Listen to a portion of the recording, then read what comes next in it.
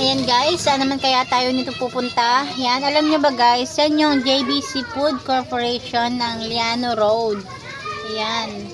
Ang lawak niyan guys, yung JBC na mga reviews ko. Tapos sa katabi ng JBC, ayan, State Line. Begging you please don't go. And I said, only you take me somewhere we can be alone. Ayan, nandito na tayo sa binibilhan ko ng diaper. Dito ako namimili, dyan ako namimili ng mga diaper.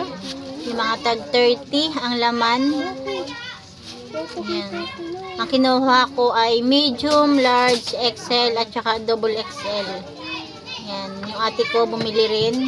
Ang sabi ko, ayan, malapit sa 7-Eleven sa Nova Bayan.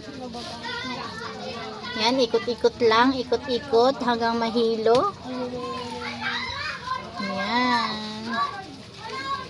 Kasi yung ate ko naubusan ng ano, ng large. Ayan, peace. Ayan. Yan ang yung binili namin.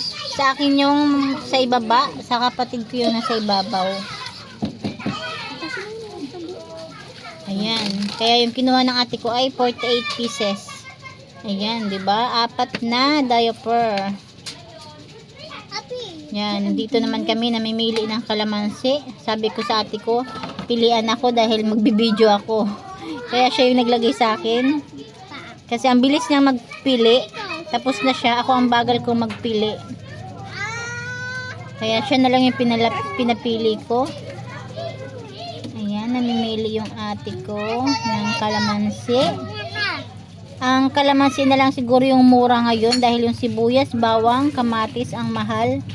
Yung kalamansi medyo mura.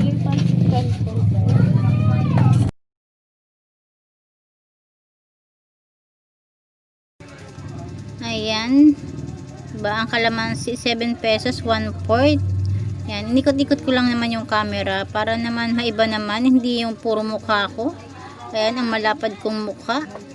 Ayan, ikot-ikot lang, ikot-ikot hanggang sa kayo ay mahilo. Hilo-hiluling, tulilong.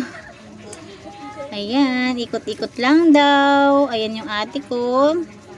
At saka, ayan, bumili rin ako ng sibuyas, bawang, kalamansi. Ayan, nagbayad tayo.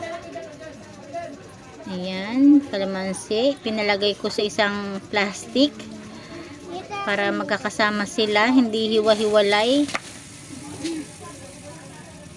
Tapos, yan na, nagbayad na ako.